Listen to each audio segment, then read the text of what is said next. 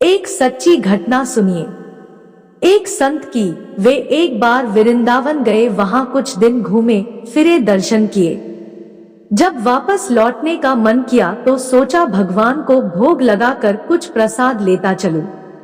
संत ने रामदाने के कुछ लड्डू खरीदे, मंदिर गए, प्रसाद चढ़ाया और आश्रम में आकर सो गए। सुबह ट्रेन पकड़नी थी। अगले दिन ट्रेन से चले। सुबह वृंदावन से चली ट्रेन को मुगलसराय स्टेशन तक आने में शाम हो गई। संत ने सोचा अभी पटना तक जाने में 3-4 घंटे और लगेंगे, भूख लग रही है। मुगलसराय में ट्रेन आधे घंटे रुकती है। चलो हाथ पैर धोकर संध्या वंदन करके कुछ पा लिया जाए।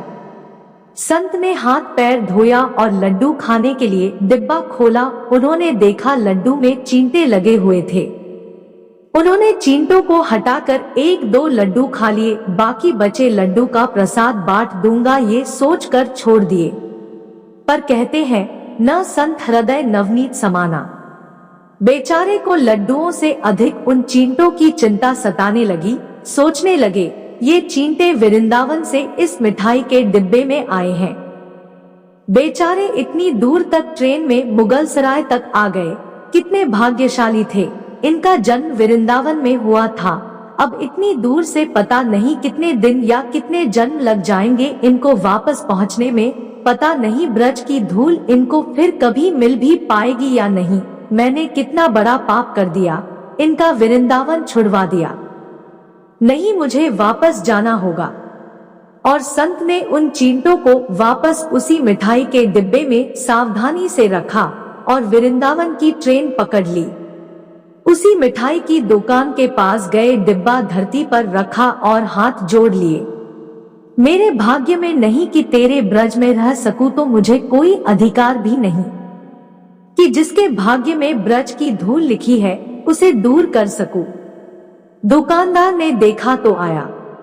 महाराज चींटे लग गए तो कोई बात नहीं, आप दूसरी मिठाई तौलवा लो। संत ने कहा भैया मिठाई में कोई कमी नहीं थी, इन हाथों से पाप होते होते रह गया, उसी का प्रायश्चित कर रहा हूँ। दुकानदार ने जब सारी बात जानी तो उस संत के पैरों के पास बैठ गया, भावुक हो गया। इधर दुकानदार रो रहा था, उधर संत की आंखें गीली हो रही थी। बात भाव की है, बात उस निर्मल मन की है, बात ब्रज की है, बात मेरे वृंदावन की है। बूझो तो बहुत कुछ है, नहीं तो बस पागलपन है, बस एक कहानी है। घर से जब भी बाहर जाए तो घर में विराजमान अपने प्रभु से जरूर मिलकर जाए, और जब लौट कर आए तो उनसे जरूर मिले, क्योंकि उनको भी आपके घर लौटने का इंतजार रहता है।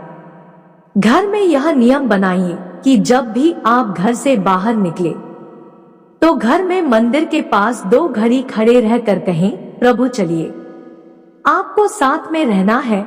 ऐसा बोलकर ही घर से निकले, क्योंकि आप भले ही लाखों की घड़ी हाथ में क्यों ना पहने हो, पर समय तो प्रभु के ही हाथ में है।